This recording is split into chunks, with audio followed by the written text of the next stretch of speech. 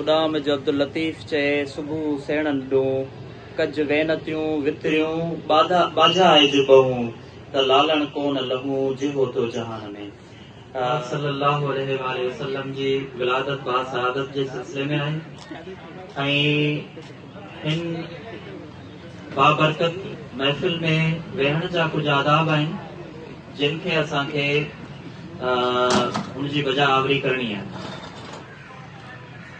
छाकाणि त हुज़ूर पाक सल्लल्लाहु अलैहि वसल्लम जी विलादत बासआदत असां जेको हीउ प्रोग्राम हिन सिलसिले में रखियो आहे उन में असांजो वेहण नबी पाक सल्लल्लाहु अलैहि वसल्लम ते दुरूद पाक मोकिलणु इहो सवाब ई सवाब आहे, बरकत ई बरकत आहे। सीरत नबी सल्लल्लाहु अलैहि वसल्लम ते ॻाल्हाइणु सम्झणु सिखणु उनखे गौर सां ॿुधणु उन ते अमल करणु इहो असांजी ज़िंदगी जो नस्बुल आइन आहे। नबी पाक सल्लल्लाहु अलैहि वसल्लम जी सीरत जे हवाले सां हीउ प्रोग्राम मुनक़िद करणु ते साईं खे असां मुबारक ॾियूं था।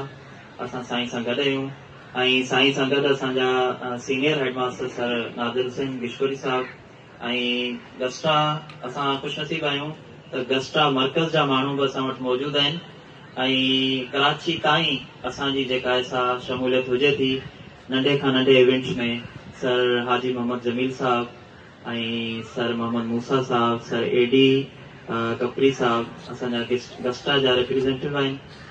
उनखां अलावा साईं ज़फ़र गिल साहब ऐं असांजा कुलीग असांजा उस्ताद असां सां गॾु पढ़ाइण वारा दोस्त तव्हांजे साम्हूं आहिनि। ही घड़ियूं जेके आहिनि बेशक बासआदत आहिनि। ही हिन घड़ियुनि में नबी पाक सल्लल्लाहु अलैहि वसल्लम ते दुरूद पाक मोकिलींदा रहो।